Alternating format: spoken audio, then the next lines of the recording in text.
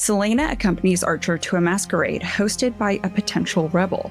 When her snooping is discovered, she faces off with Davis, only to be poisoned with Gloriella, the same poison used to capture and send her to Endovier. She is forced to kill Davis in his home so she can escape to the palace before the poison can completely paralyze her, and her body takes her to where she knows she will be safe, with Chaol Westfall.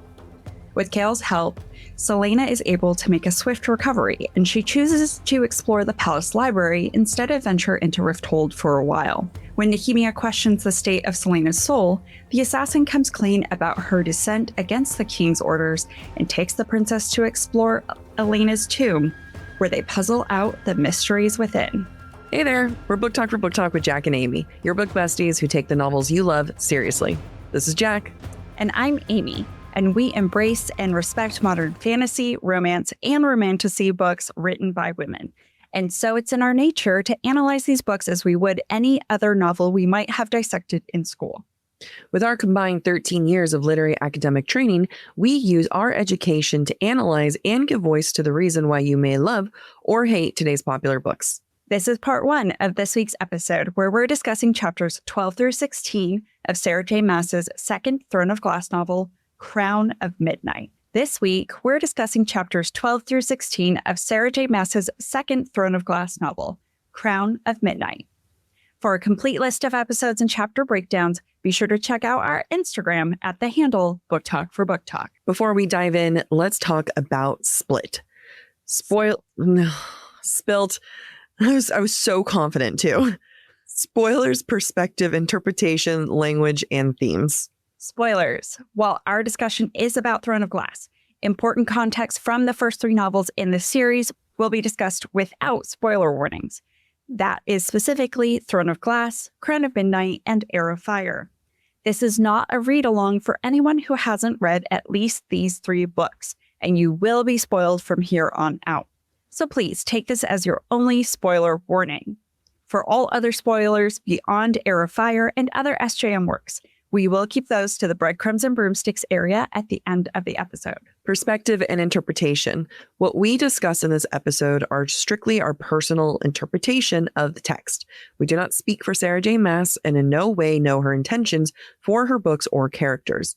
We also know our listeners have their own personal views and opinions, and we encourage you to share your thoughts with us because every perspective and interpretation is worth exploring. Language. Even though we tried to keep our swearing to a minimum, explicit language does occur, especially when we go on rants. I feel one. I can feel it brewing. I know one's coming. Themes. We also discuss some heavy subjects throughout the podcast that can include themes of sex, violence, abuse, depression, self-harm, and death. While we will do our best to give trigger warnings for the darker themes, we will discuss these topics when they are important to the text. Listener discretion is advised. As always, we love keeping the conversation going because our listeners are so good at finding things we've overlooked. You can share your interpretation of the text with us by posting on social media, tagging us in stories, sending us DMs, or submitting to the form on our website. We also post more exclusive content and host live streams for our Patreon supporters. You can find us at patreon.com/BookTok for BookTok. This week, we ask ourselves the following question. Who truly knows Celaena? Chaol or Nehemia? I think we throw in Fleetfoot in there, maybe. I mean, we don't see enough of Fleetfoot to really know. The theme we'll see in this section is expectations. Chapter 12 starts and Celaena is going to a party with Archer. I think it's important to note that I was listening to Lover album this morning and got a kick of taking notes when I was like, the Archer came on. Anyway, Celaena is described as wearing, quote, a delicate white gown made up of layers of chiffon and silk patterned like overlapping feathers. A matching mask obscured the upper half of her face, and ivory feathers and pearls had been woven into her hair. The very image of this is very innocent, very like swans or delicate, dainty. And we are in the absolute opposite of what she was before when she was trying to get information from Archer when she was wearing a saucy little red dress. Now she is innocent. So she actually has weaponized femininity and sex in a different direction. And I'll argue at this very moment that femininity can weaponize sex in two different ways. You can be the maiden, the like, I'm just a little virgin. And then, or the seductress. So, versus like, I don't think you can see a guy pulling off like, I'm just a little virgin. I don't know what I'm doing. I'll last 3 seconds. Like it doesn't work for them. But Celaena's leaning into this like hyper innocent, hyper femininity. And I believe like part of that is because she doesn't respect Archer anymore. He cowered like a little baby and she's done playing his sex games. Yeah. I mean, she doesn't feel the need to appeal to him. Mm-hmm. The irony is that she is the perfect counter to what he looks like right now. She's probably appetizing. Yeah. People don't talk enough about swans being horrible, though. Well, I mean, Celaena's pretty awful in this. Swans are dicks. Talking about swans. Yeah. All right. One chased me on sea. You have a personal. It's very personal for you. I was punting and it came after me. All right. We can continue. If anyone wants to know more about that lore, I'm happy to vent about swans. I think it's also important right now for me to talk about, mention, I'm going to talk about the white dress more later in the context of Celaena does not have blood on her hands as the king's champion just yet. And that is about to change. And for me, that's what this white dress represents and will also represent the shift later on. Now, of course, while this is set in passing and doesn't really come about in this book, SJM is setting us up to repeat a Keltane situation. Quote, Lysandra, a courtesan with whom Celaena had a long, violent history and someone she was fairly certain she'd kill if she ever saw again. I hate it. There's no need. I mean, I understand the mention of Lysandra. Mm-hmm. I love their relationship as it evolves throughout the series. Mm-hmm. I hate that all women hate each other. I remember I posted somewhere on, I think, TikTok saying that Celaena doesn't have very good female friendship at the beginning. Like she's not very good with it. And I remember they commented, her and Lysandra. And I just want to like find that comment and then just be like, all right, do we need to remind ourselves here? They did not start like that. All people remember is Kingdom of Ash. They don't remember the start of the series. So true. Honestly, I don't think most people remember anything before Assassin's Blade was published. I don't think people not until Manon enters the scene are people just how much there is before all of the other stuff that comes in. Yeah. Yeah. At the beginning of the chapter, when we get the description of Celaena's dress, it's actually not called a swan just at first. It's not called a swan until the context of Archer. And this is why. While she had become a swan, Archer had dressed as a wolf, his tunic pewter, his slender pants dove gray, and his boots shining black. His wolf mask covered all but his sensual lips, which were currently parted in a rather wolfish smile as he squeezed the hand she had on his arm. Like last week, Archer is being portrayed as a predator, and he's definitely handsy with Celaena, which we'll get to eventually. So he's coming across as the wolf, even though Celaena doesn't view him as a predator, right? She's the predator. However, when we know where this is going, it also makes me think of Archer as a wolf in sheep's clothing. Now, Celaena might be thinking, he's a sheep in wolf's clothing, but the opposite might in fact be true. Celaena doesn't see beneath the surface with him just yet, even though I feel like some things should be obvious. Mm-hmm. Like, oh, well. Well, no, because he's a sheep in wolf's clothing Like he's a wolf in sheep's clothing in wolf's clothing. Exactly. Yeah. It is confusing when you're kind of trying to remember what's happening at this point in the story, because he was trying to get her there on purpose to get her to discover those papers. So all of this is according to his plan. Mm-hmm. And it's just like it's a contradiction, because at first we're like, oh no, she's the predator. But then when you get all the context, the information, and it's just, oh shit, he is the predator. He is the one who's after her. And in the end, she is the one who kills him. And even though she's killed plenty of people before, I feel like we've never seen her kill like we do in this book, right? Yeah. And we are about to see her make is it her first kill this book that we see? Mm-hmm. Is this one? And then the next kill she'll make will be Archer himself.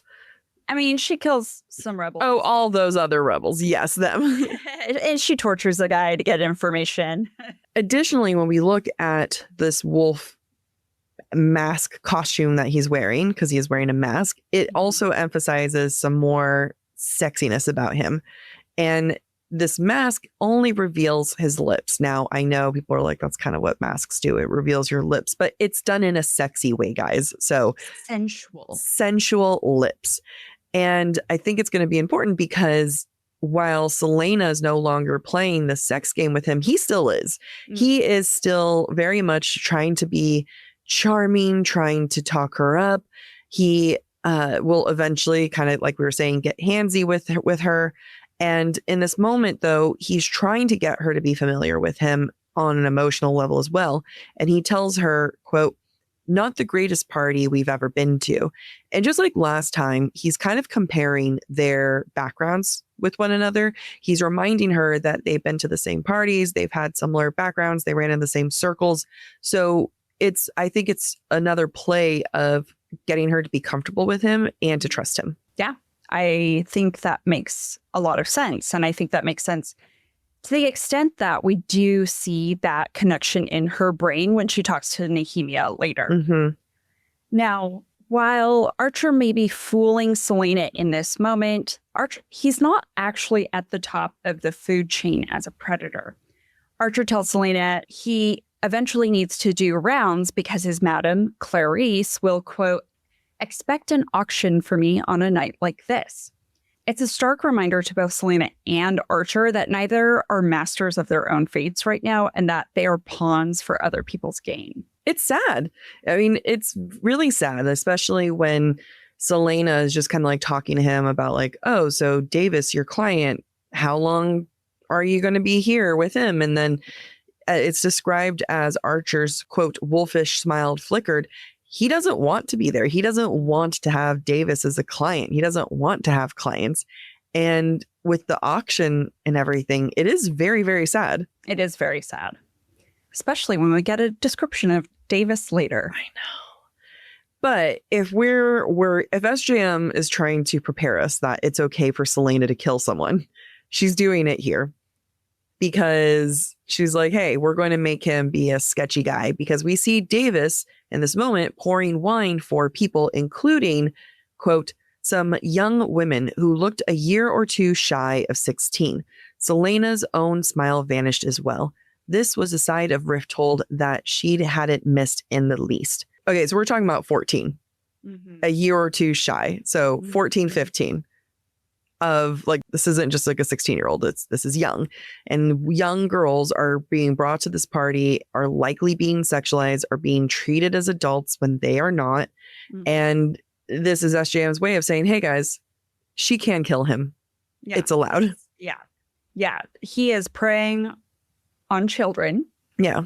And I appreciate that it's under 16, because some people might be like, well, 16 is the age of consent in some cultures.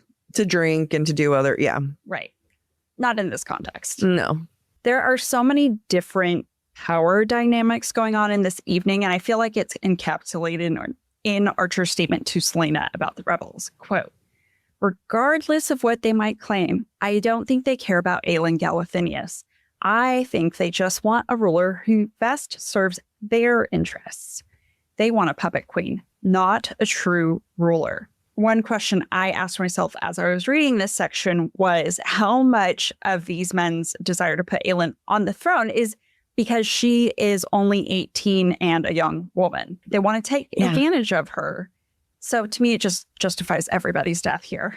Right. And she's becoming aware that her title of her real identity is being tossed around like a weapon and as commodity to be used essentially. And I think the quote you read, that's Archer who's saying, I don't think they truly care about Aelin. They just want to best serve their interests. Now, whether Archer knows that she is Aelin, I don't think he knows that she is Aelin, but he knows enough that Nehemia has given him enough clues that Celaena should be involved, So I think he's trying to also butter her up, being like, well, I don't think that way. I think Aelin sounds great. And this is going to make me sad because I feel like we're only going to see more examples of people trying to use Celaena. And one of the top people for that is Nehemia. So no one actually wants Celaena for herself, dare we say, except Chaol. While they're making their rounds through the party to get to Davis's study, Archer mentions that the rebels once captured, saved victims of the king who were going to the gallows and smuggled them out of Rifthold. And in telling the story, Archer explains that they were being interrogated by the king.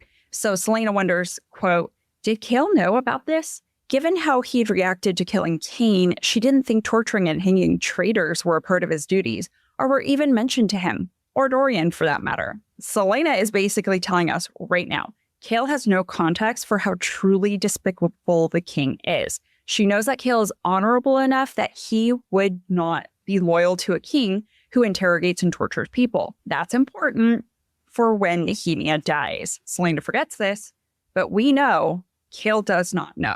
There's more hints to this in this episode that I'm going to call out because they're important for setting up Chaol's innocence. Yep. Celaena and Archer need to get out of this party in order for her to go to this study and, find all the clues that are conveniently left for her.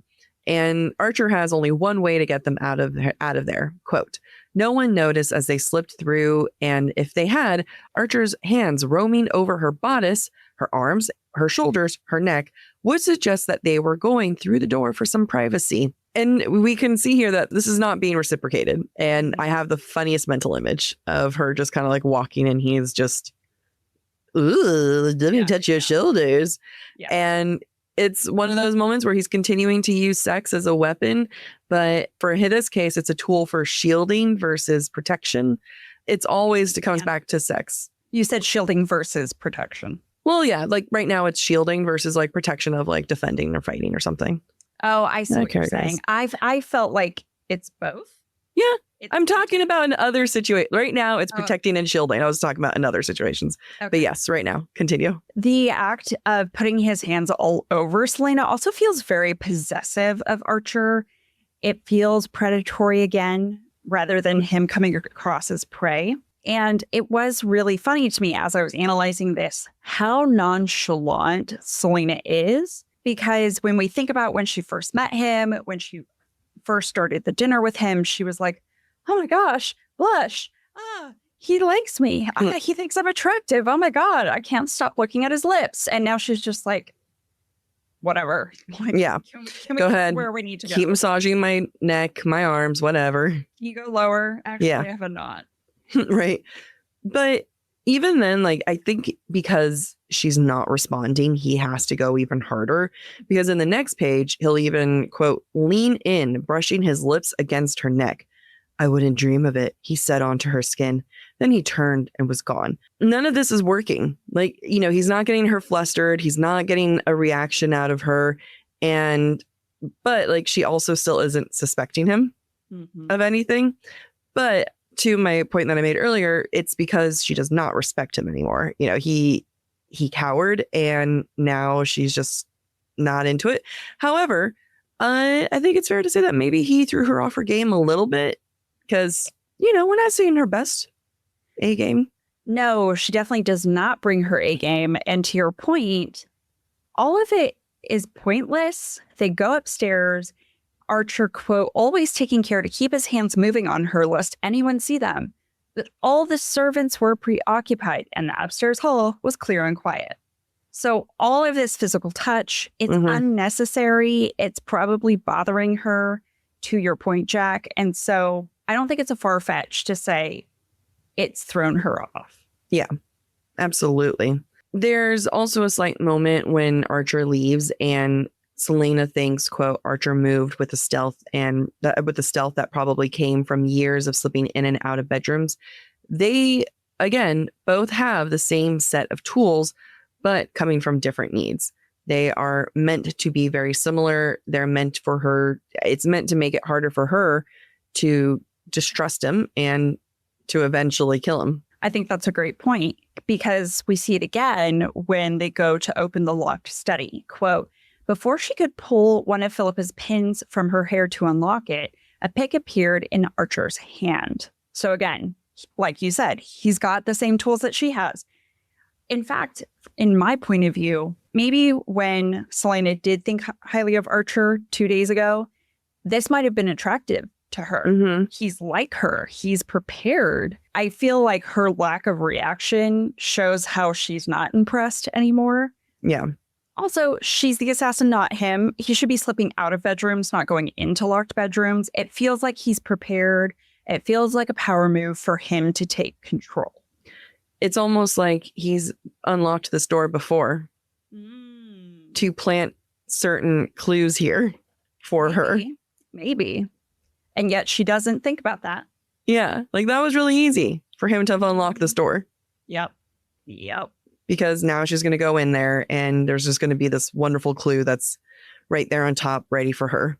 So after Selena has looked around the room, found the book with the word marks, found the clue that Archer's left, she hears somebody approach. The only thing she's really brought, so she does have a dagger between her boobs. She does have pins in her hair. Mm-hmm. But as you were saying, Jack, earlier, she's weaponized the feminine. And that weapon, that picture of innocence, that picture of femininity is now going to work against her in this situation. She's going to try and weaponize it again. But before Davis comes into the study, quote, her dress was too big and the window too small and high for her to easily make it out that way. This is ironic because that is exactly how she gets out later. I know, right? Yeah. Yes. In this moment, she is not willing to destroy her dress. Yeah. It's only once she accepts that her dress is ruined and she's poisoned that she's like, doesn't matter. We're going. Mm-hmm. We're going for it. Right now, she's not willing to do that, which I think is her downfall. Mm-hmm. She has forgotten she's an assassin. She's lost herself in this picture of femininity. She's lost herself in the baubles that she wears. And it's distracted her from her need to survive. And that, in my mind, is why the feminine does not save her in this scene. No. Even though she leans into it, even though she tries to use it because she gets caught and by Davis.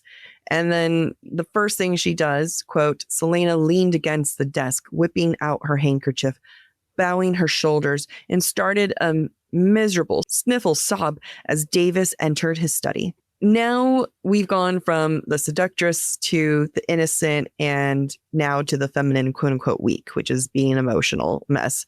And if there's anything we've learned between Trump and Musk fighting is that men are by far the emotional ones. Surprise, I knew it before this week, but somehow women get the brand of being emotional.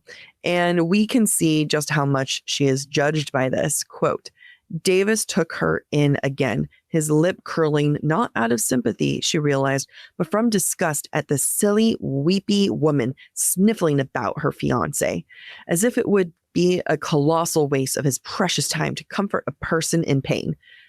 And you know what? Yeah, kill him. Who am I? Yeah, who am I to say no? You know, what's supposed to be female emotions and what's perceived as weakness is enough to kind of bite her a little bit of time. You know, he doesn't come in there swinging at her. And there's a moment when Selena thinks, quote, honestly, she sometimes wondered if there was something a bit wrong with her for being able to cry so easily. It's one of those things that was highlighted a bunch because Kindle will tell you if a line's been highlighted a bunch. And it is funny. You know, I think it's kind of one of those like, oh my God, I'm crying so much.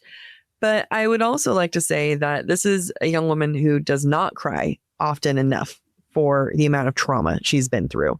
So sometimes you just need a good cry and you'll take what you can get. I feel like if the crying comes easily, it means there's something you need to cry about that you haven't. Yeah. Yet. Like, go to therapy. I mean, yeah, I can, what did I almost cry about earlier today? I've almost cried like 3 times today. And I'm just a normal day. I don't know. I menstruated early. Maybe I'm pulling it out of you. I told you to have your uterus to leave my fucking uterus alone. When does that ever happen? Selena goes hard at describing how unattractive Davis is when she sees him, and I just have to take a moment to read it. Quote, age and too much drinking had pummeled Davis's face into saggy cheeks, thinning straw blonde hair, and a dull complexion. Capillaries had burst on the tip of his nose, staining it a purplish red that offset his watery gray eyes. Let's remember who this man is. This is Archer's client. I'm going to guess sexual client. From Selena's description, he sounds disgusting, grotesque, and I think we're meant to pity Archer. And we don't mind that Selena ends up killing him. Yeah, we kill the uggos, apparently. Yeah. I mean, as a reader, this is Selena's first victim as a result of her being King's champion. Yeah. We have to, as the reader, feel like she is completely in the right. Completely. When she makes this kill. It makes it a lot easier if this is a predator who we know he is sleeping with Archer because Archer talks about leaving his bed. Mm-hmm. There is Archer doesn't like it. He's an all around gross, creepy guy. So exactly. Stab away. Yes. Davis luckily underestimates Selena because of her femininity, but in turn, she also underestimates him. Quote, she had him disabled and on the floor in a heartbeat, but not fast enough to avoid the sting of Davis's dagger slicing into her forearm. Even when she's poisoned and is beginning to take effect, Selena is still better, stronger than Davis. And it's only because the poison threatens her reliving her trauma, being paralyzed and captured. That is when she doesn't think twice about fighting back, right? When she doesn't realize she's been poisoned, she wants to extract information. She's willing to leave this guy potentially alive. But the second she realizes, oh shit, I'm repeating history, she's like, fuck it, he's out. Yeah. He lunged for her again, but she'd already grabbed his poison dagger. A heartbeat later, he was clutching his neck as his blood sprayed on her dress, on her hands. Imagery is so important here. Because this is the first death that Selena has caused as champion, her hands are literally no longer clean. Her innocence has been lost. The white dress has been soaked in blood. All innocence is gone. From this, even though this moment is about survival, she would never have been here in this study or killed Davis if not for the king. Yep. And Archer, technically. Yeah. Which sucks because, she killed him because of the king, but also because of Archer. Like you said, it's shady. Yep. A lot of people lying. And a lot of people using her. Yeah. Yep. Now, we know Selena is desperate because as she's escaping, as she's running towards the glass castle, she thinks, quote, the glowing towers had never seemed more beautiful, more welcoming.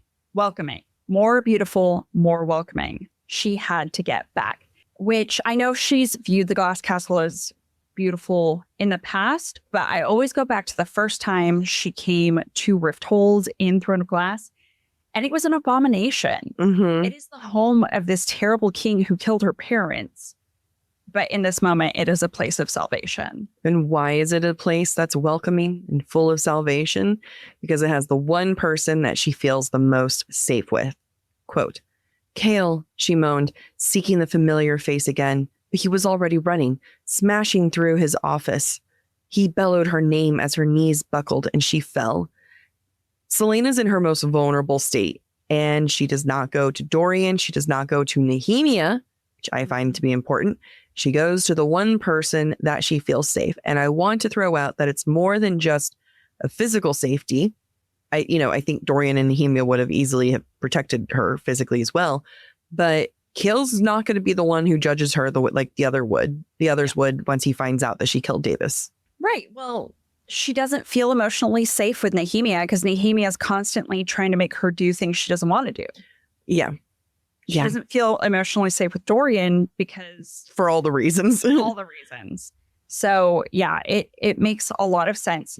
And I think, to your point, it's important because who's the last person... the last time she was in real trouble and she was poisoned, it was Nehemia who saved her from the Ridderak. Yep. So Nehemia does seem like the obvious next choice, but Nehemia would judge her for going on a mission for a king and having killed someone, and Dorian wouldn't understand even though, she's worried about Cale's reaction, it's guaranteed not going to be as bad as Nehemia's or Dorian's. Right. At least Cale would understand. Yeah. And he does, because now we're in Cale's point of view, and he is a worried boy. And everything he's been worried about seems to have essentially come true, because, he's always like, take me with you. I worry that you're gone. But instead, it's chapter 13, and we are now in Cale's point of view. I'll fit it in somewhere. So everything looks like it's kind of gone tits up, and it appears that it's all of his worst nightmares because, quote, with all those stupid layers of frills and pleats, he couldn't see the entry wound. So he lost it, utterly lost it. There was no thought in his head beyond a roaring panic as he shut the door, took out his hunting knife, and ripped open her dress right there. Hot. We get some knife play so early on. Damn. We go from like this outfit being a weapon, being something that she used to get herself into this party, to now being cumbersome, and it's stopping him from finding this potential wound. And the fact that it's Cale who's the one who rips it off of her, I think is very significant. Even if you're going into kind of like what you're saying, Amy, of how, this is a representation of her loss of innocence. Well, who's saving that innocence now? The man who gave her the purity ring. But is this Cale though? Like, Cale's the one who not just rips off but burns that dress, which I'm sure you're going to touch on, but because I love your point, but he's got her back. Mm-hmm. And Cale takes her back to her place, back to her bedroom, and the way he takes care of her is better than any ex has ever taken care of me, quote. Then the long hours spent holding her hair, holding her as she vomited, twisting her hair back, snarling at anyone who entered the room. And no one else in this book has taken care of Celaena at all like this. No one has held her hair like this. And I just want to flag that right now, that no one looks after Celaena other than Cale right now. Yeah, it's giving Rhys and Feyre, right? Mm-hmm. In Mist and Fury, where Tamlin never held Feyre. Yep. Did. Yep. Note, I think it's important that while we're in Cale's point of view, we recognize the change that we see. Even Celaena before this was like, Cale was so bothered when he killed Cain. Cale thinks in his mind, after he's learned that Davis is the one who poisoned Celaena and that Davis is dead, quote, he was glad Davis was dead, because if Davis had survived, Cale would have been the one to finish the job himself. This is a far cry from the Cale who felt guilty about killing Cain when Cain deserved to be killed. Mm-hmm. Cale's feelings for Celaena have grown, and that's shown in this moment. This is an important indicator of that change, and an important indicator of how their relationship is going to develop, even beyond the physical relationship that they will have in this book. Stab one person, you can stab them all. He's like, you know what? I've done it. Do it again. The first one, I can get over the right? second one. I mean, what's 2 versus 1? Right. When Celaena wakes up, we get this moment, quote, she recognized the smell of the sheets well enough to know that she was in her bed, in her room, and that she was safe. She looked to her left as if she'd somehow known, even in sleep, where he was. She's saying that she knows that she's safe, and yes, she's safe in her room, but really the safety is here in Cale's presence, and that he had enough wherewithal to have taken her back to her room when he really didn't need to. I honestly wouldn't have thought of that. I'd be like, I'm already having to save your ass. We're going to stay here. It's comfortable. And I think that Cale bringing her back to her room is another moment of him really understanding her, because like I said, it could have very easily have been stay in his own room, make life easy. Yeah. Yeah. I mean, a lot less obvious. Yeah. Taking her through the castle. Yeah. While Cale's asleep, Celaena, we get a description of Cale through Celaena's eyes, and it's kind of not the Cale we're accustomed to. Quote, Cale dozed in the chair, his arms and legs sprawled out, his head tipped back, exposing the unbuttoned collar of his tunic. Cale is typically composed, put together, in control.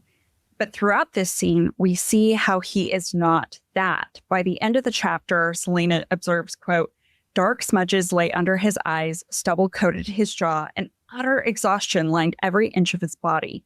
He probably hadn't fallen asleep until a little while ago.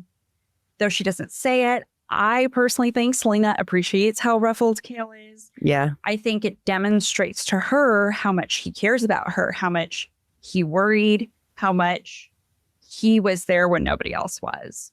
Mm-hmm. Now, the king is not here. But if the king were here, I think this is the moment where Chaol begins to fall from grace. And Celaena's the cause of that. Because he didn't report it. Mm-hmm. She confesses about Davis. He says, did you kill him? She says, yes. And he goes, great, burn the evidence. Yep. I got you, boo. Don't worry. And even though the king didn't explicitly say, hey, Chaol, did she kill anyone? He's not reporting it. And that within itself could easily be considered a crime. So yeah, it makes sense that this is his fall from grace because he's going against what he's taught. Yeah.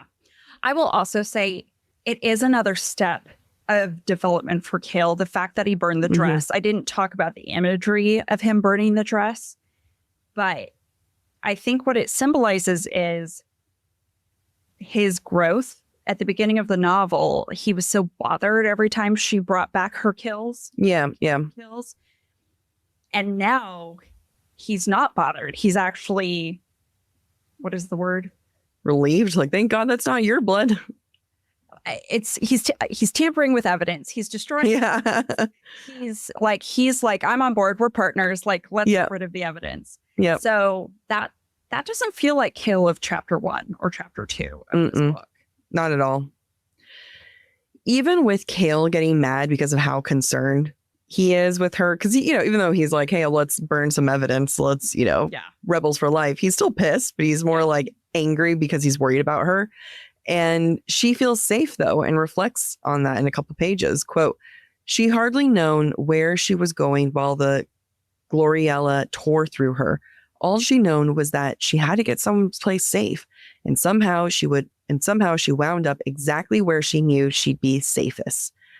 In fact, she is, the safest with him because he's the only one who doesn't want anything from her. There's no morning lecture about, hey, what you would be great is if you were saving people, Yeah. The only lecture is like, his only lecture to her was like, can you just not be so bloody next time? Because that scared me.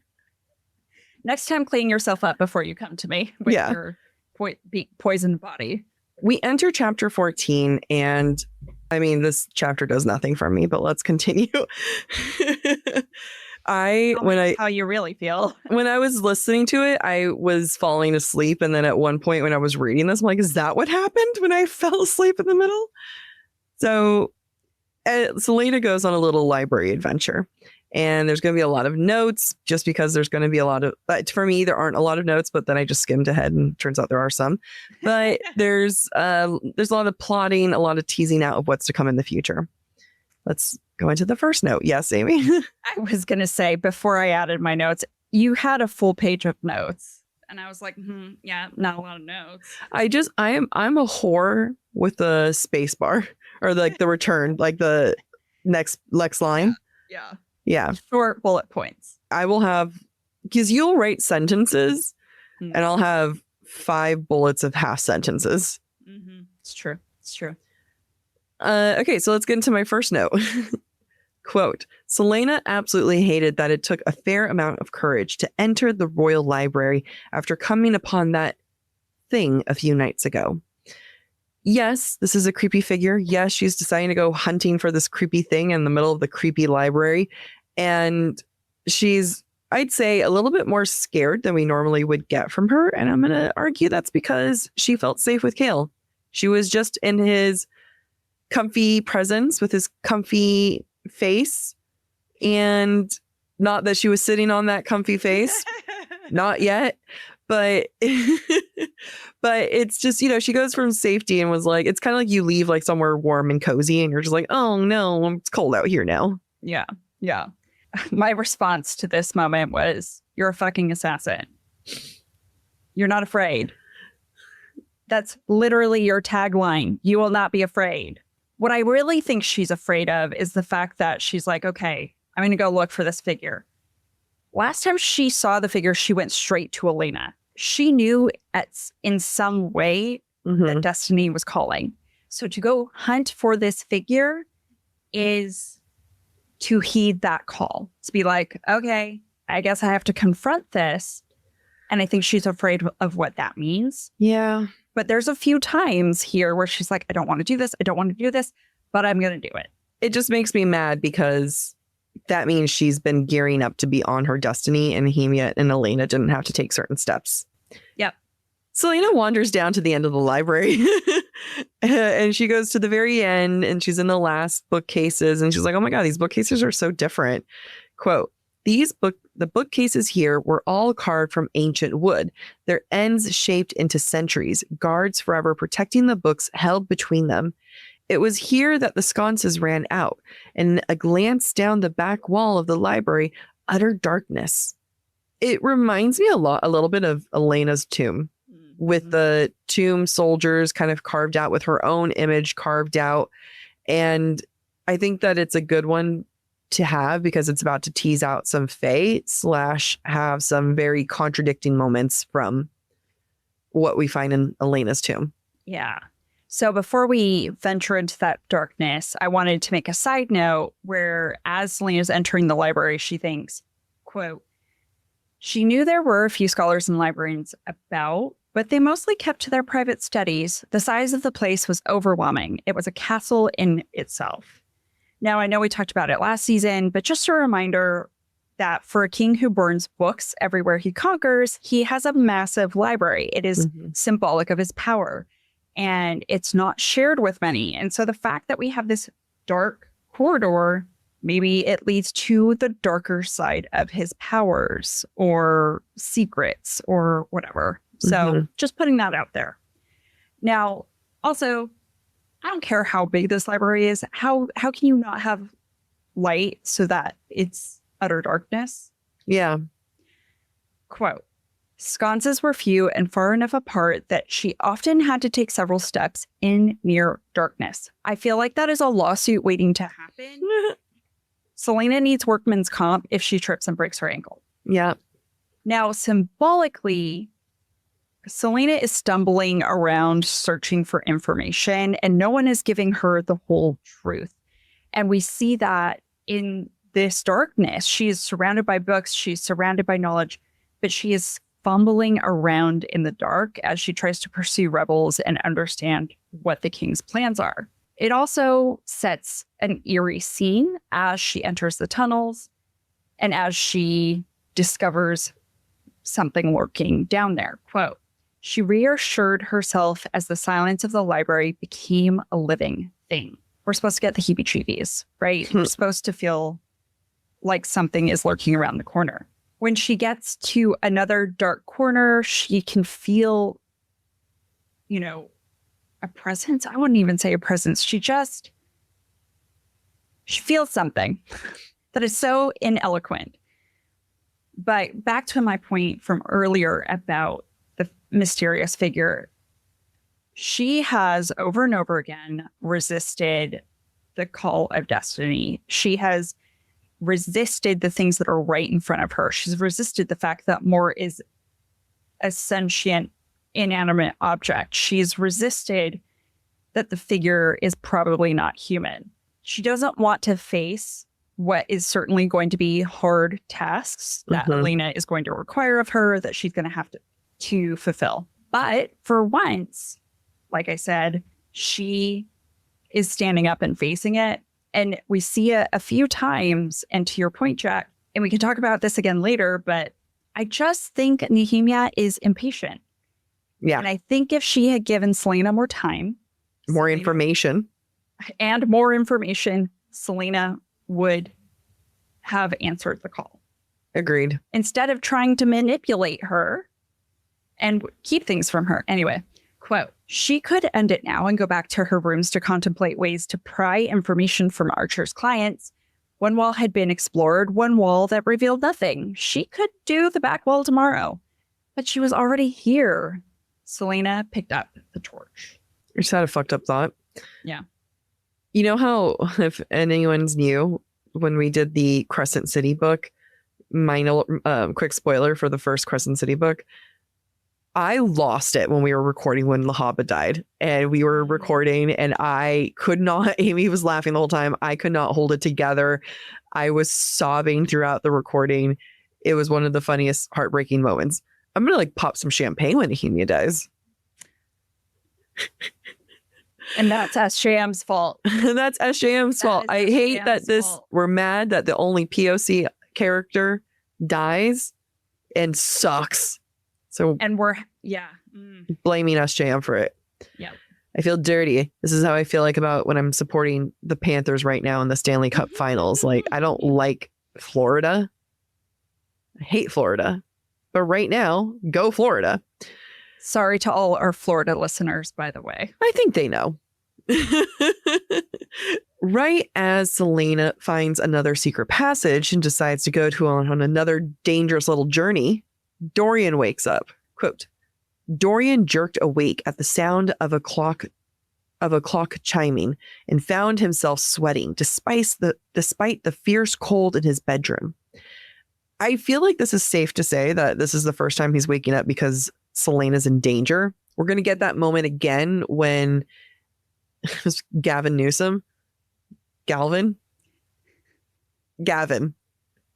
think it's Gavin. Yeah, Newsom. No. Is it?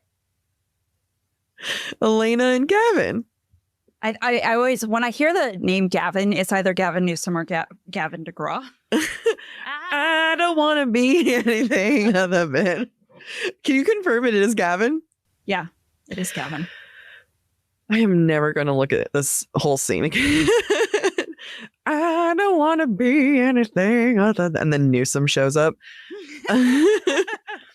So it was just kind of like a funny moment to me that, you know, that he wakes up and later on we're going to get Gavin waking him up and just kind of just like a clocked it. This is because there's literally no reason for him to have woken up. There's nothing that his scene provides us. Except I think it does foreshadow his magic. That's what I'm saying is like within the context, there's nothing of like, yeah. There's nothing that's happening but the foreshadowing. Yes, exactly. If there's anything that this castle loves, it's a tapestry that has a hidden entrance. Mm-hmm. Bitches love tapestries with hidden entrances in this castle. You put a tapestry in here somewhere. Over your bathroom door. And really, it's a secret entrance. I know. It goes to a magical tunnel with my toilet. It's just so dramatic that every entrance has a tapestry. Yeah. So, but this one is a special tapestry because of how kind of threatening it is. Quote, there was no depiction of Elena or a stag or anything lovely in green.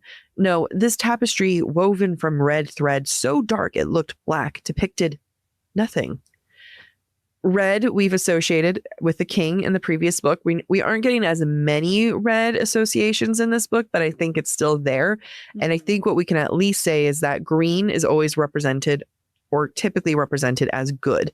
And we're going to get that again later on in this episode, but it's like, what? There's no green of my hometown of Terracin. This can't possibly be a good tapestry. Let's go down this tunnel. So there is a breadcrumb moment while Selena is walking down this tunnel stairwell thing that depicts a forest and fae. Quote, Selena didn't need a historian to know that this stairwell was old, far older than the one through which she had just descended, perhaps even older than the castle itself. Why had Gavin picked this site to build his castle? Had there been something here before? Or something beneath it worth hiding? So yes, the answer is yes. But also, this is a breadcrumb because there are going to be many, many moments where Selena demonstrates knowledge of the ancient, of the fae, that end up being key to the reveal of her identity. Yep, absolutely. And all this wandering down of the Fae, going to the very end, and she finds a door. It's just creepy. And what does she do? She was just like, I'm gonna feel up this door. Because the door, quote, the iron door was unremarkable, though undeniably impenetrable. Its studded surface was like a slab of starless sky. Now, we know stars, when it comes to SJM, is normally a depiction of something good, and we're going to get that in Elena's tomb. We're going to get a lot of star imagery there. Mm-hmm.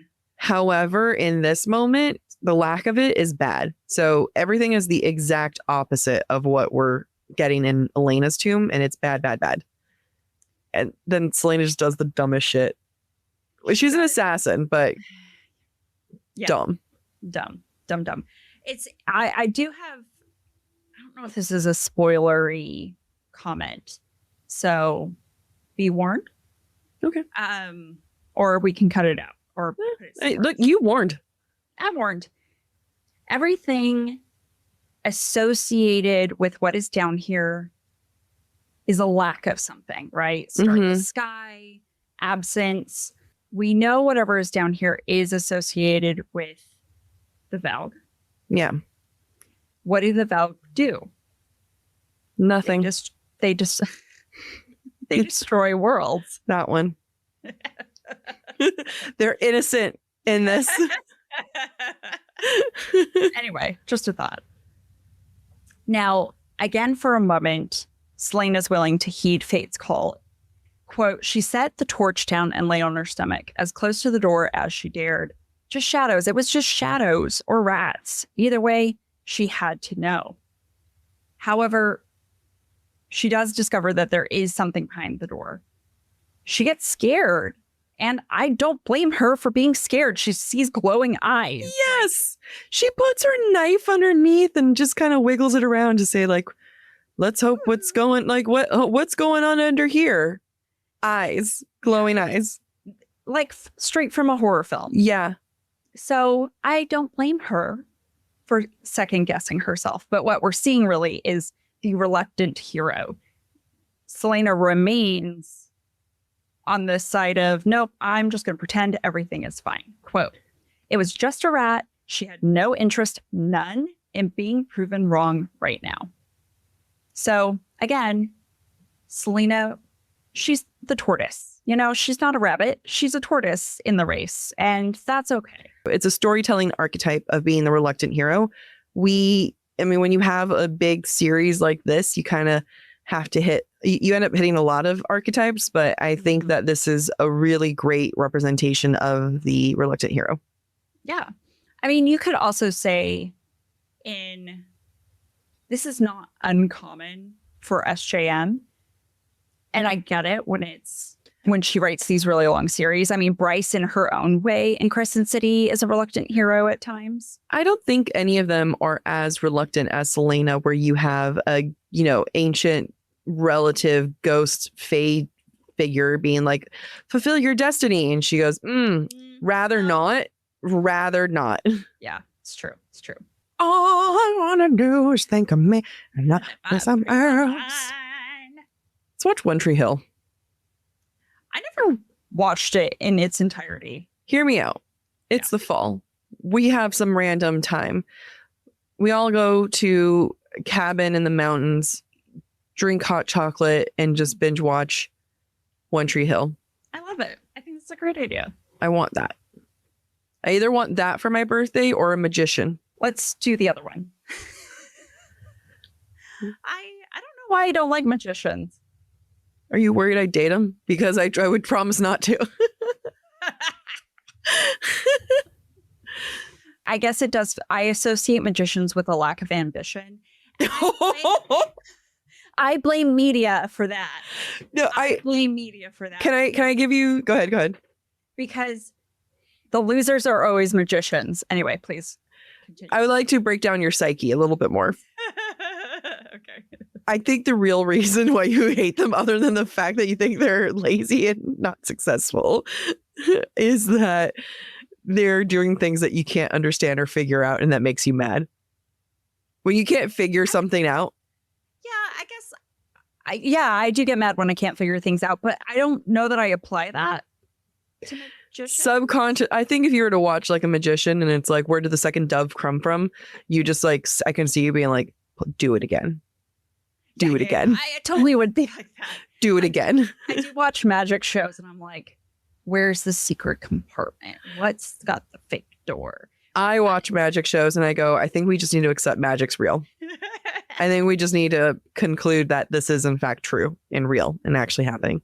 I just think they're expert at gaslighting, and I don't support gaslighting. Magicians really do represent the patriarchy. They really do. We need to get more female magicians. Oh, real quick. I know we're so close to being like towards the end. I keep forgetting. I wanted to like tell listeners that I'm trying to find ways to support microaggressions against men. But like healthy ones. Just little ones that you can kind of like mess with their brain. And one of my favorite ones I saw on TikTok is someone going up to a guy and be like, hey, do you wish you were athletic? And then just watch them spiral. I'm going to do it to Randall so soon. I almost did it last night, but I wanted you there. I do want to be there for it. And I also am going to hurt for him. I already hurt for him. So if you have any other small microaggressions, please send them over. Also, some listeners did send us a note about if no one did our book club, there was a book that we were like, hey, if you can stand up and masturbate, please let us know, because it was in a book. Yeah. A couple listeners were like, yeah, I can totally reach. Yeah. And then I think they were like, do I have long arms? And I'm like, I think you do. Yeah. Recently, like all the way reach. I was going to say, I recently stood naked in front of a mirror thinking about this. Yeah. And I was looking at my anatomy and I was like, I guess my bundle of nerves is further than I thought in terms of like standing up. My bundle of nerves. I didn't want to say clit, but my clitoris is further down than I realized that it would be when I'm standing up, because normally I'm like, bending over. But yeah, I mean, I can do it. But like this person said that they could go like inside. Oh yeah, I can do that too. I can get half my finger in. I need more short arm girls to support me on this. Or long torso. Long torso, short arms. I have a shorter torso than you do. Do you think my boobs get in the way? Oh, absolutely. All right. I got some road bumps. That was such a little mini tangent. Let's get in these last two chapters. We're getting close. It is now chapter 15, and despite her terrifying encounter, Selena has to be on guard duty again. She's going to Holland's celebratory dinner. That's what this is. Now, there are a lot of animal references that come up in this chapter, so I'm going to call them out as we go. I just want to say I feel like this place is a zoo. Please go ahead. Yeah, so they're there to see a nice little performance, and Selena goes to watch, and she goes to sit with his men. Granted, she does say that there's not like a lot of like options. They kind of have to sit in the back because they're not royal, but she does make the choice to come sit with, quote, some of Cale's higher-born men, and any others who wanted to brave the viper's nest of the court were allowed to sit. And I think that this is a good moment to show that she kind of associates herself as one of Cale's men. And I don't mean that she's one of his soldiers, but just that she's in his group. She's at the level of real, honest, right? Like she's one of the people that he can trust. And she wants, I wrote here, I'm like, please lean into it, people. Like, just go with what I'm saying, guys. At the same time, Cale also decides to sit next to her. And I was just sitting here with my giggling, kicking my feet. I'm like, ooh, the boy sat next to you. Quote, Cale, to her surprise, opted to sit beside her, 5 of his men joining them at the table. So, it not only does she seek him out, he seeks her out. And at this table, in this space of royalty and vipers, they are equal. They are on the same team. Selena has entered Cale's own comfort / safety space because she keeps referencing that they are with his men. Quote, Cale seems so comfortable with the men. his body relaxed, eyes alight, and they respected him too, always glancing at him for approval, for confirmation, for support. Selena wants to be accepted by Chaol. Like, that has been the truth since book one. Book one, she wanted Chaol's approval. She would look to him to see how he would react if she did something well. And just like everyone else here, they also look to his approval. So yeah, does she want to bone him? Yes, but she also wants his approval. And it's just like a chill community overall. It's the opposite of Archer. It's the opposite of Nehemia. It's the opposite of Dorian. And I also think that it's poignant because Chaol invites her into his life rather than expecting something from her. Yeah. Yeah. And he's the first person to do that, right? Yeah. He's the first person to say, I feel comfortable for you to be in a space that is my safe space. Yeah. Says a lot. Mm-hmm. Now, Russ is one of Chaol's men. He's also one of the guards from the first book who was always monitoring Selena. We love him. He's adorable. He loves that Selena is here. He even, quote, seemed genuinely relieved that she was better and was the chattiest of them all, gossiping as much as an old court hen. Now, this is not long after the Viper reference, right? The nest of vipers referring to the court is referring to the fact that the court is deadly. The court are predators. Mm-hmm. And what do vipers eat? Hen eggs. Hen eggs. Maybe even a hen. Maybe even that. Our little chick. No. Little chicks.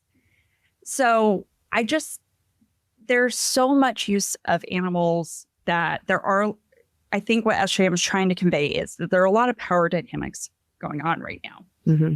Ras, even when he's telling his stories and jokes, he ends the story with the person, quote, shrieking like a pig the whole time.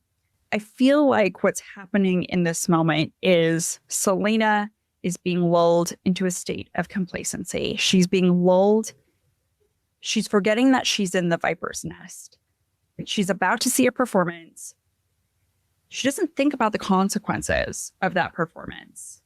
And only we as the reader get to witness that. Mm. And all Selena is thinking about is Chaol.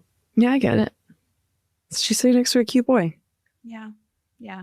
I mean, she gets emotional because of what she's hearing. She doesn't make the connection of what would happen.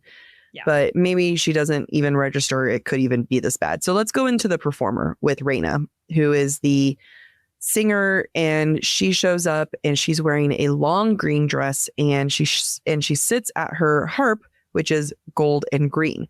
These are Terrasen colors. Now, why is she wearing Terrasen colors?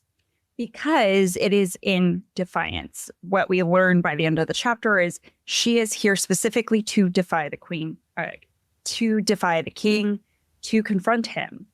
And so green is, in fact, on the opposite side of the color wheel from red. So complete opposite. Mm-hmm. As she sings, as Reina sings, she appears to, quote, hypnotize them all. Later, Dorian's going to think, her, quote, unearthly music wove through the cavernous space, wrapping them in a spell that he would have called magic had Dorian not known better. She's like a snake charmer. This is a court of snakes, and she charms them all. I love that because it's like a full circle image. Yeah, absolutely. Now, let's get into what she's singing. The songs are going to be of, quote, distant lands, of forgotten legends, of lovers forever waiting to be reunited.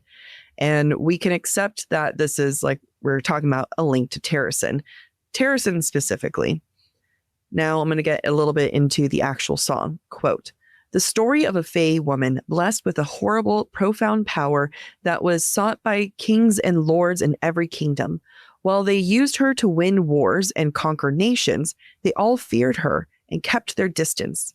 The Fae woman served those kings and lords, and the loneliness that consumed her bit by bit. And then one day, a knight came seeking her power on behalf of his king. As they traveled to his kingdom, his fear turned to love, and he saw her not for the power she wielded, but for the woman she became, but for the woman beneath. This is literally what's happening to Selena right now. Selena, everyone wants to use her for either their own war or their own cause or their own desires. And the second part of the song is what Selena wants: to be loved for who she is, not because of what she can do or her own title. Now, the next part of the song, quote, imagining it was the night's gift of seeing her for who she was, not what she was that won her heart.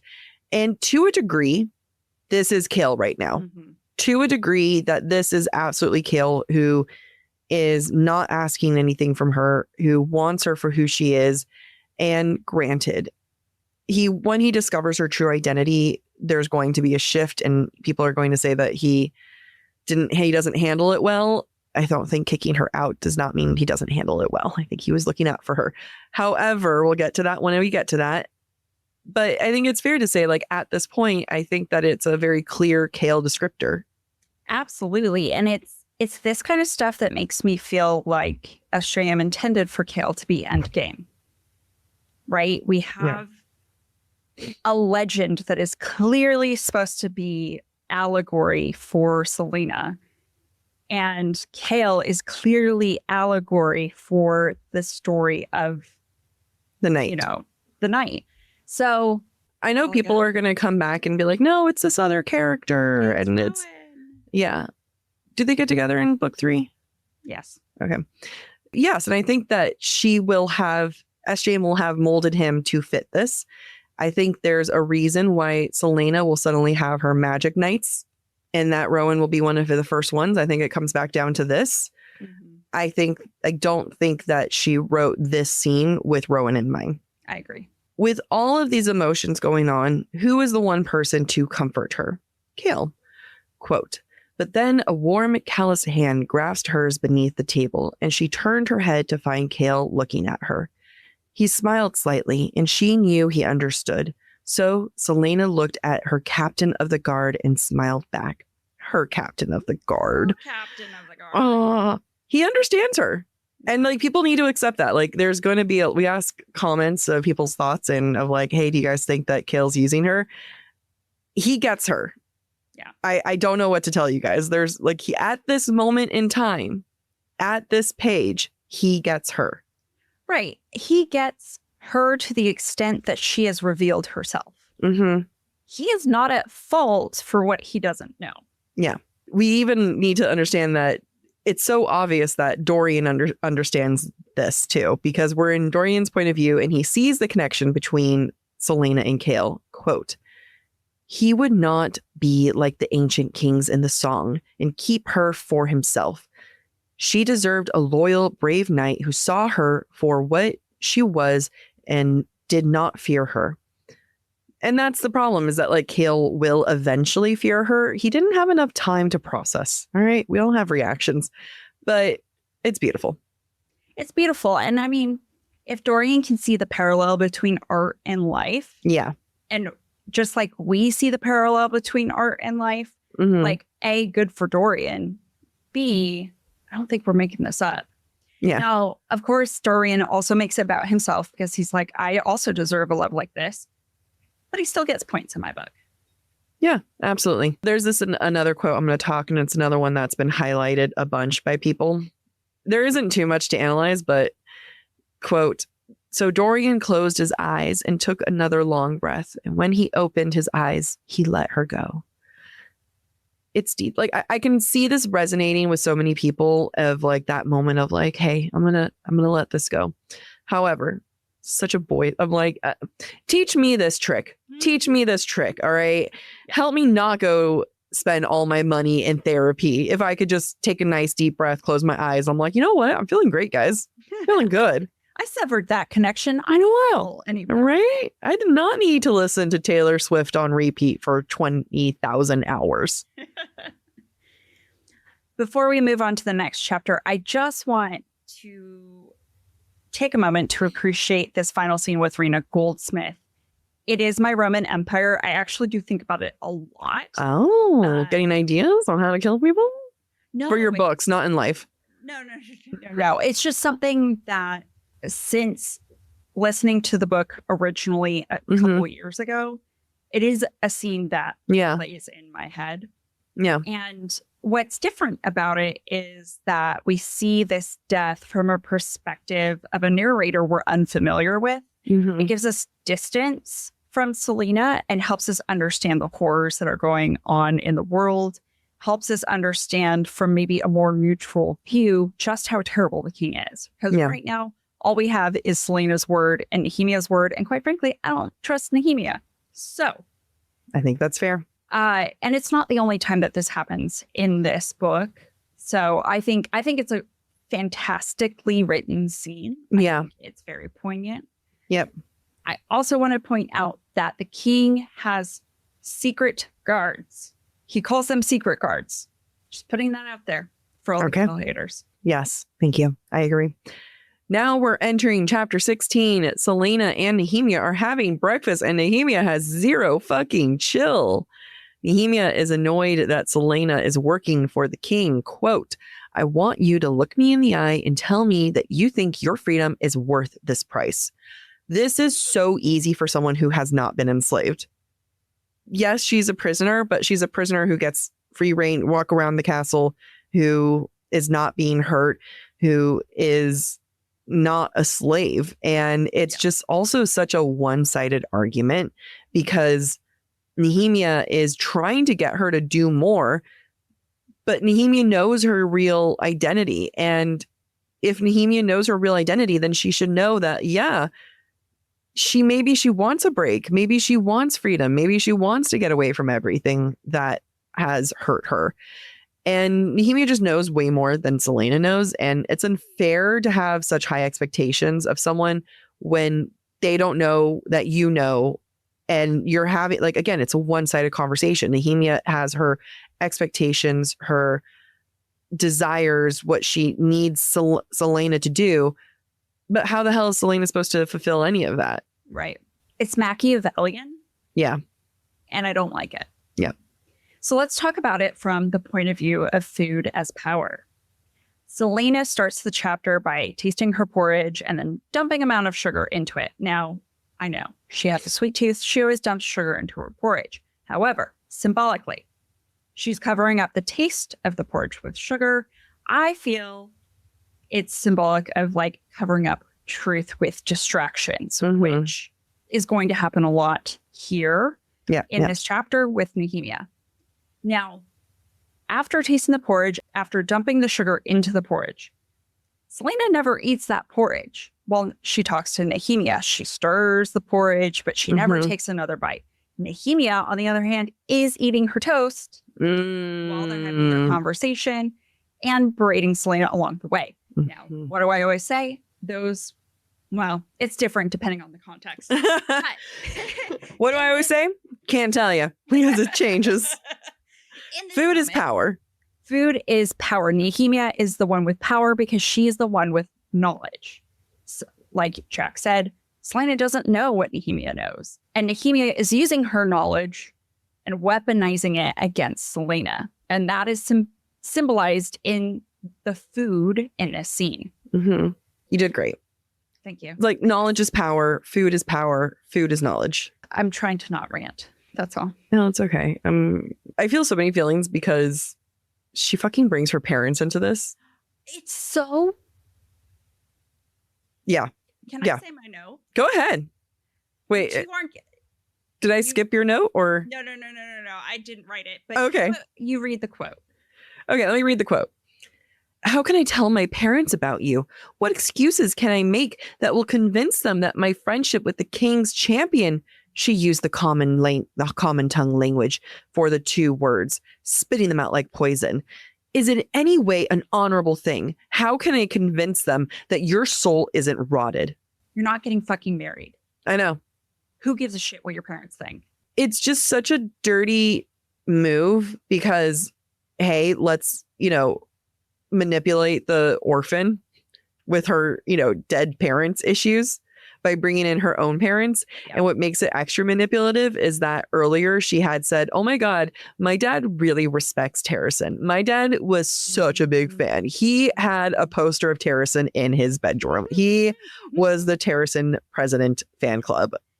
Missed his picture of King Brandon every night. Every fucking night. And so she set her parents up for being like these big champions of Terrason, and then to be like, they would be ashamed of you. Holy shit. Like these two people who value and respect and try to symbolize or try to be symbolically like Terrason would be ashamed of her. That's horrible. Yeah.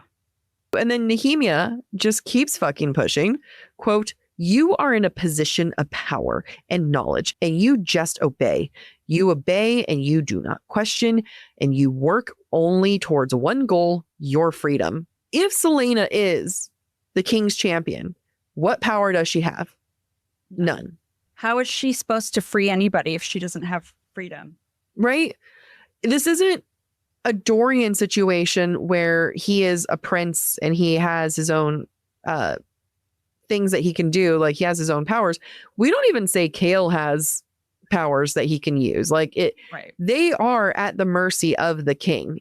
It is not an easy thing. So again, this is a one-sided argument because Nehemia knows about Celaena's true identity. Now, does Celaena have power with her true name? Yeah. But she doesn't have to do that. Yeah. Nehemia pushes Celaena over the edge. Not only with the parent stuff, not only with like your soul is rotten, but quote, I am finding fewer and fewer excuses for remaining your friend. I am devastated. Fuck you, SJM. Fuck you. Nehemia is a bitch, and it is SJM's fault, and it makes me mad. Nehemia knows what she's doing. She is being manipulative, and she knows to an extent that she was Celaena's first friend.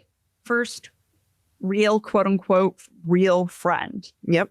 Do you want to say something before I go into my note? It's just so not girl coded. There's only a few things that I can think off of the top of my head why I couldn't be someone's friend. It'd be like if you're a serial, not you, this hypothetical friend, because you could never. If this hypothetical serial like friend was constantly went with married men. Like that's one of those things where it's just like, I can't support you. I'm not going to be with someone I can't be friends with someone who's like that. Yeah. You killing people isn't going to stop me. Like, what the fuck? All right, whatever. Some dudes, get rid of them. She's an assassin. You knew that. Well, I guess she didn't. But she did. She did. She did know it. She did know that. She manipulated the whole thing, became friends with Celaena because she needed to become friends with her. Did she even care for Celaena? No. As a true friend, because she came there trying to meet her, trying to play this angle from the get-go. Yeah. I mean, at the end of the day, I don't think Nehemia is Celaena's friend.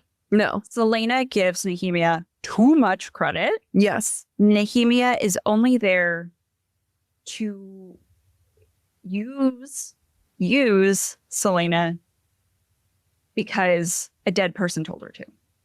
Yeah. And I know Nehemia has her own, kingdom to save. Yes, that is a very valid thing, but it's at an expense of another person, and just own up to it. Yeah. Yeah, I agree. I think a lot could be resolved if people were just honest. Yeah. Now, because of Nehemia's bullshit, Celaena gives up on eating her food altogether. Mind you, she hasn't eaten at all at this point. Quote, Celaena flung her spoon down on the table and stalked to the fireplace.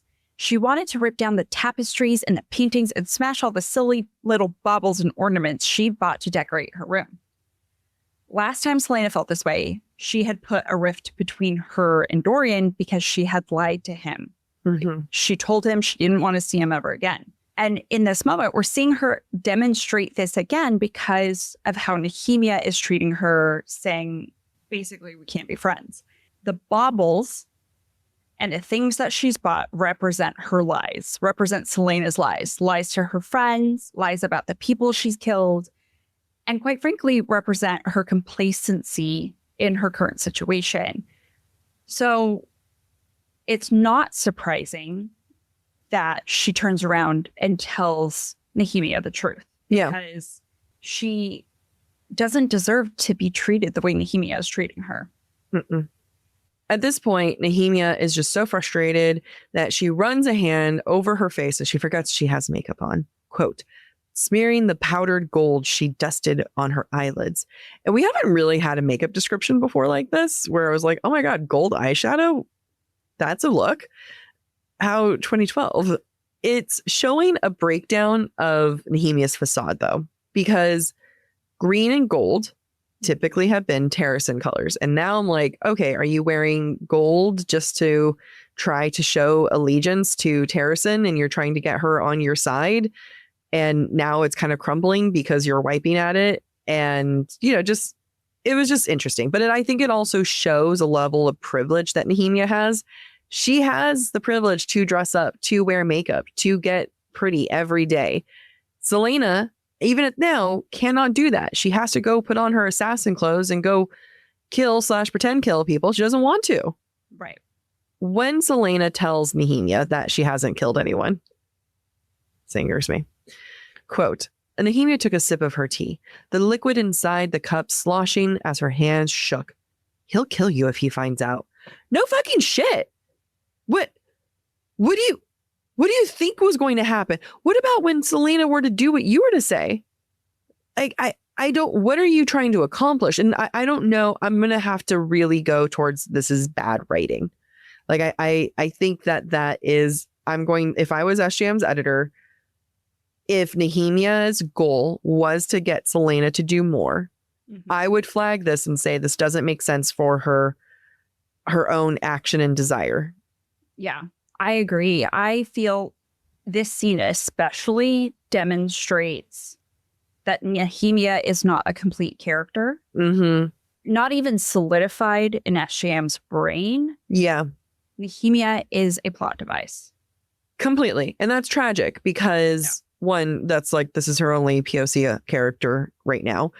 Two, she could have been so much more and she could have made all the same choices that she made. But yeah, I think when you get frustrated and angry, that's a sign of there's something missing. And because I don't understand the motivation here. I don't get, like, does she suddenly remember that they're friends?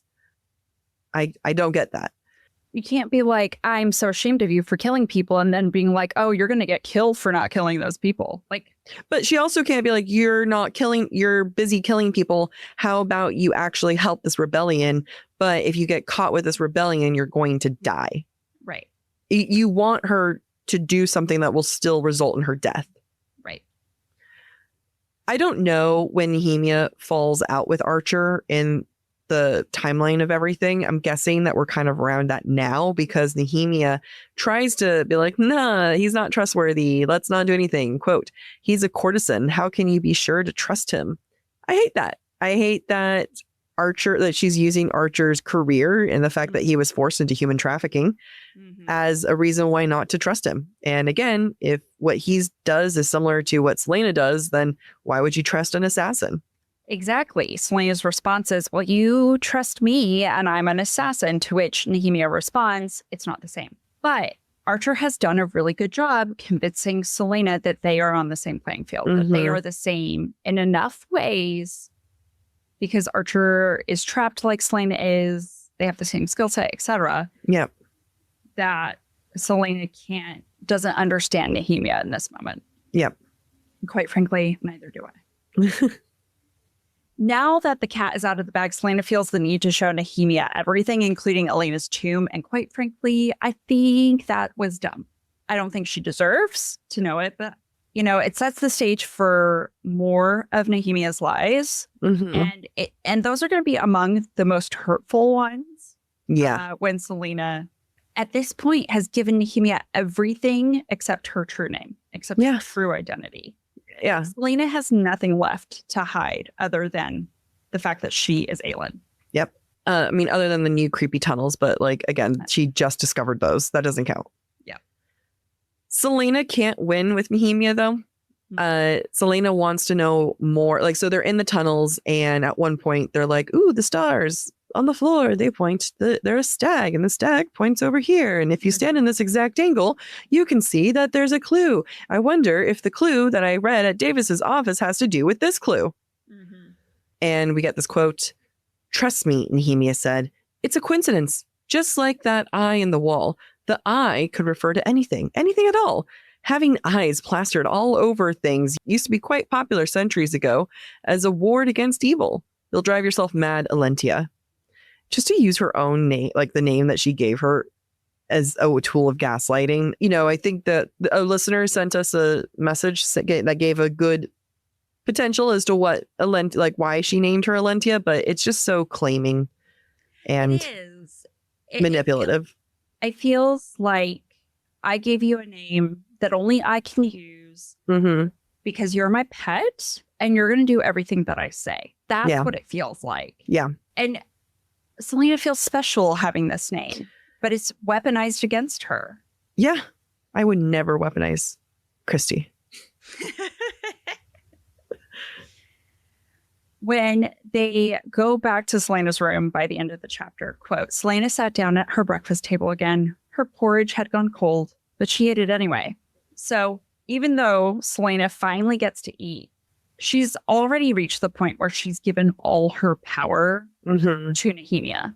She's revealed the truth about the people she sent to kill. She's revealed the truth about Elena's tomb.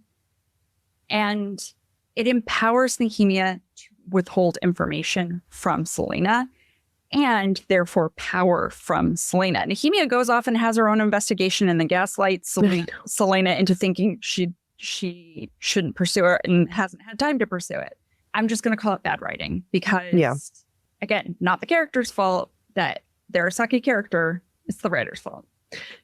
A character could be a sucky character, but give me motive, give me drive, give me background, just give me more. Yeah, give me a complete character. Yeah.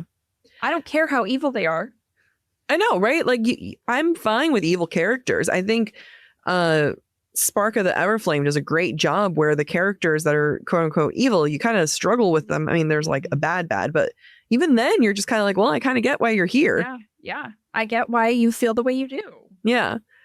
And I definitely want more from that with Nehemia. I was thinking about because you're done with your note, right? Yeah. Before we go into breadcrumbs, I was thinking about you'll drive yourself mad, Alentia. I'm just trying to think, like, what are the real names that friends give each other? You'll drive yourself mad, Christy, which, again, I've only called you Christy the first time we met, but like, I'm trying, so then I'm going through the other nicknames. You'll drive yourself mad, Ermer.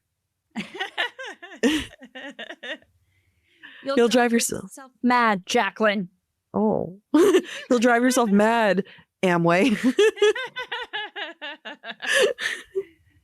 I like how I have several nicknames for you, and yours for me is just my full name, that only you and my mother use. Power. Let's get into some breadcrumbs and broomsticks before the power gets to your head. For breadcrumbs in chapter 12, while in Davis's study, when Selena finds the book of word marks, she thinks, quote, "For the sake of Aurelia, she prayed the king had never even heard of word marks." This is the second time Selena's thought this, and that is SJM signaling to us that it is too late. Yep. Chapter 13, when Selena wakes up after being poisoned, Kale tells her, quote, "The next time you do anything like this, I'm going to throw you in the dungeons for scaring the hell out of me." Yeah, actually, he will throw her in the dungeons because she'll go feral and try to kill him. In chapter 14, Selena thinks about the library as she explores it. Quote, 3 levels that she could see. What about beneath this level? Library was probably too far away to connect to the tunnels attached to her rooms, but there could be more forgotten places beneath the castle, which foreshadows the connection to the clock tower she will discover later. Still in chapter 14, when Dorian wakes up from his nightmare, quote, "He sat up, his head aching, a nightmare of teeth and shadows and glinting daggers, just a nightmare. Or headaches, sense seen beyond the veil, accessing his magic, or maybe even a premonition of when he'll be possessed."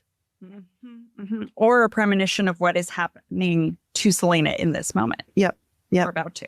Still in chapter 14, Rena Goldsmith sings a poem, quote, "An ancient legend one Celaena hadn't heard since childhood. It's just another reference to ancient stuff and fae stuff, and Celaena knowing more than the average assassin should, which again contributes to her identity reveal. In chapter 16, when Celaena takes Nehemia down to travel in the tunnels, quote, the dog refused to set a foot in the secret passage, probably because of some foul stench left over from Cain and his creature. Even Nehemia hadn't been able to coax her downstairs with them. This is a nice little tidbit because when Fleetfoot comes storming down there to save her, you'll know it's a big, important deal. Yeah. And the stench equals foul. Oh, yeah. Yeah. Evil. Yep. Now, let's go to some broomsticks. And that is our listener question. So if you're watching this, you're like, hey, Jack, stop looking at your phone. That's so rude. Well, we didn't save it on our computer. So on the phone it is. Okay, so we asked our listeners, everyone wants to use Elena so far, except Kale. Prove us wrong. All right, we got hand clap emojis. We got can't. Kale's fantastic. I can't. No lies detected. Isabel says, I feel like he uses her for validation a little bit since he was so jealous of Dorian and Celaena. I find that Dorian was way more jealous than Kale was. Oh, absolutely. So was he jealous? Probably. I mean, definitely. But when I walked away from book one, it was Dorian for me. Now, we have someone here who says he is using her to escape his reality and conveniently ignoring all of the crazy shit going on. If Kale was paying attention like Dorian was, he wouldn't be so blindsided later. I can lean into some of that. I'm going to read something similar. Oh, no, never mind. It was similar to the previous one. He should have been paying more attention. I mean, I will agree to that later, but in this moment. Yeah, they don't know where we are in this exact moment, though. We just kind of. That's true. In this moment, I don't agree. I like with that. But in the whole. He does get distracted. He's not playing his A game in this book. Mm-hmm. But that's also love. Yeah. And I don't think that's using. I think that just like Celaena wasn't on her A game. Right. It's love. There were things she ignored too. Yeah. We're both guilty of that. And I wouldn't call that using her to escape for that. I think that's a product of young love. Yeah. Let's see. Another person said he used being with her as a way to one up Dorian. And my mind will never change. Dorian, yeah, oh, you think that he did use her to one up? I read that earlier. I don't feel the same. I mean, earlier in the book, or maybe it's later, Kale's like, I don't want to cross the line with Celaena because I don't want to do that for Dorian because Dorian still has feelings for her. Yeah. Yeah, I don't think he's ever wanted to one up him because he's always been content of being under, like he knows his role. His role is to protect Dorian. Yeah. I mean, I don't deny that maybe he was jealous of Dorian and Celaena in the first book. But I don't think him getting with Celaena was malicious. I think he genuinely cares for Celaena, as we've seen. Another of our listeners says, Kale didn't want to use her, but loved Lillian, not Celaena. Oh, interesting. I don't want to disagree with everyone. I'm going to rephrase this. Okay. He loved Celaena, not Aelin. I agree. Okay. And I can agree with that. And the only reason why he didn't love Aelin is because he didn't get a chance to meet Aelin. Yep. To be with Aelin. Yep. And that's the hardest part. Does he love Celaena? Yes. Does he love Aelin? Will he get freaked the fuck out later with it? Does he handle it well? No. Does it mean that he's used her up until this point? No. Like he has not used her. Someone wrote, what about the guards outside of Celaena's rooms? Rest. She uses them. I mean, she did in the first book. Yeah, but I'm like, well, that wasn't our question. That's not our question. To your point from earlier, he might not want to use her, but he does not truly accept and love her. And then other people are saying, I feel like my suspicions have been confirmed. Thank you. This is why I was all for Celaena and Kale for the first and half of the second book. Yeah, overall, we asked people to convince me, and I've yet to be convinced, only because what we're seeing from him is someone who is who takes honor very seriously. And it will later on in this book bite him in the ass a little bit, but not to a point that's unforgivable, not to a point that's worse than what Celaena, worse than Nehemia, or anyone else has done. At this point, there is nothing that Celaena has that he wants for his own gain. Nehemia wants Celaena for her own gain. Yeah. Now, that's not to say, and we're not in this point in the book, Chaol does ultimately gain because of his relationship with Celaena, but he did not embark on the relationship with the intent to gain. Yeah. How about you ask me this week's question? One more, really Okay. quick. You know who else doesn't use Celaena? Mort. False. One of our listeners. I was going to say he uses her False. entertainment. Yeah, but he uses her as an extension as Elena. Yeah. Like he's the one he's using her to fulfill Elena's desires of using her. Yeah. It's unfortunate. It's a very unfortunate thing, but yeah. Sorry guys. Waiting for that. If someone is listening and they're just like, you are absolutely wrong. Yes, go forth, but hear what we're saying and then bring counters to that. Yeah, show us the receipts. Yes, because we're open for it. Yeah, I mean, like there are statements that I can agree with. I can agree that Chaol gets distracted. I can agree that I do think he fucks up in some ways, but that's I know there is no point where I think it was malicious. Yeah, I mean, him getting distracted is not the same as him using her. The question was, is he using her? That's not an answer of saying he gets distracted. It's like, no. Like, so people are saying that he's using her as a distraction. From what is he trying to be distracted from her? If he had here's hypothetical. If his dad was there when he does show up, if his dad would not leave him alone and he just needed something to distract him from something, then Chaol was using Celaena to distract him from his dad. That is something. If you're telling me that there is a specific thing that Chaol is using Celaena to distract him from, then yes, like I can say I could be on board with that. However, that's not happening. Right. I mean, let's wait and see when his dad shows up. Yeah. And how Chaol acts immediately after, because it will be telling.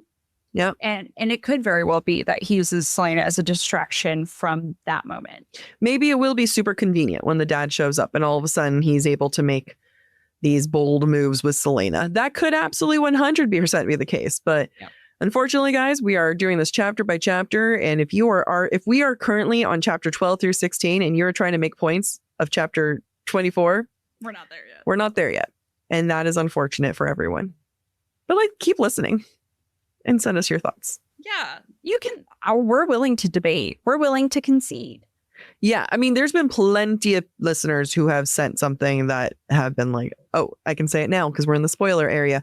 There was a listener who sent a note because I was just saying what the fuck was Nehemia renaming her? I don't like that. And they said, I always took it to be as Nehemia trying to save Celaena from Nameless is my price. Yeah, and I loved that. I thought that was a great point. Yeah. I could be on board with that. Yeah. Sure. I mean, I don't know if that was always SJM's intention. Sometimes I think it was convenient. Yeah. But I do like the sentiment that Nehemia was trying to save Celaena. Agreed. Aelin. Agreed. So, I mean, it kind of goes into the question of who knows Celaena better, Chaol or Nehemia. And I think that what's hard is the answer is both. Yeah. Nehemia knows Aelin. Chaol knows Celaena. Nehemia knows the identity of Aelin. Yeah.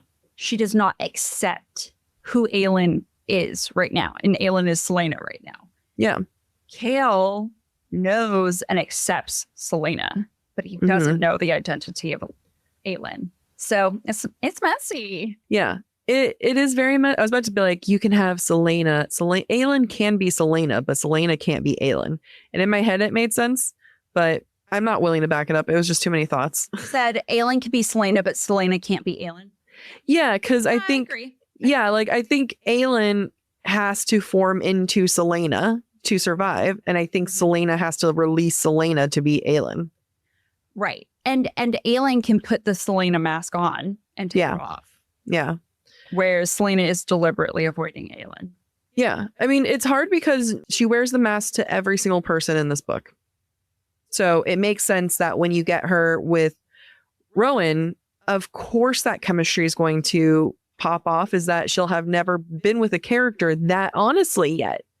Yeah. She'll have been books and books. Like, he knows who she is. He knows all the horrible things she's done. Like, that's why that chemistry and why SJM probably found them to be better, and why he always stood a better chance is because there was never this layer of lies that prevents them from being super close or getting to know each other.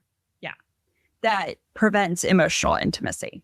So keep that in mind as a writer point of view too. Like, if you're trying to have two characters eventually end up together, you know, I think some of the things that might harm that is if you introduce another character who gets to know that person far better. Right. Yeah. When there are no lies. When there's withholding, the relationships are never going to be successful. Yeah. Or should not be successful if you're writing them, in my opinion. Yeah. I mean, it'll just be a complete contrast to now she meets this other beefcake guy and she's at her most vulnerable and raw. Yeah. Can I be honest? No, not always. We're safe here. I never found Rowan and Aelin to have chemistry. Same. So I will be interested to see how we do with Heir of Fire. I was never a Rowan Selena person. I got over their romance so fast, and I was interested in Lorcan and Elaine. Like, I was interested in other ones, Manon and Dorian. There was nothing about Rowan and Selena. He punched her. Yeah. You're dead to me. Yeah. There's no coming back. Like, good luck with. There's going to have to be a lot of charming. I liked Kale and Irene better. Probably, yeah, because Kale's not a bad guy. Not that Rowan's a bad guy, but like, Kale at his core is just a good guy. Like, he's just trying to do right. He screws up, but like, he really believes in honor. He really is trying to do right. He's trying to do the right thing. Even at the end when he ships Selena off, it's like he's doing it trying to save her. You know, there are things that he's like, at his core, this is what he is about. Rowan, this is coming from someone who hasn't read that book in a really long time. So, you know, I hold every right to take this back later. But he's a guy who is obsessed with the person he thought was his mate and holds a lot of other guilt and other things going on. And I think that's another reason why it took me forever to like be okay with them, was like, oh, so I guess that mate you were sad about isn't actually your mate. And we're saying so many spoilers. Well, we're in the spoiler section. We said anything after. Yep. So, yeah, it'll be very interesting before we get into the whole of that. But apparently, I wasn't prepared for this. We are Kale stans here. Yep, we sure. All right. Thank you for listening to this week's episode of Book Talk for Book Talk with Jac and Amy. After which, next week, we will be exploring chapters 17 through 21 of Crown of Midnight. We encourage you to rate and subscribe to our show on your preferred podcast listening platform. We would also love to hear your thoughts based on today's conversation. You can submit your comments to our forum at booktalkforbooktalk.com for a chance to have your feedback discussed during a future mini episode or on a Patreon exclusive episode. If you're enjoying the podcast, please visit our website, booktalkforbooktalk.com, to view our latest merch and learn about supporting the show through Patreon or Venmo. You can also follow us on TikTok, Instagram, or YouTube at the handle BookTok for BookTok. Bye.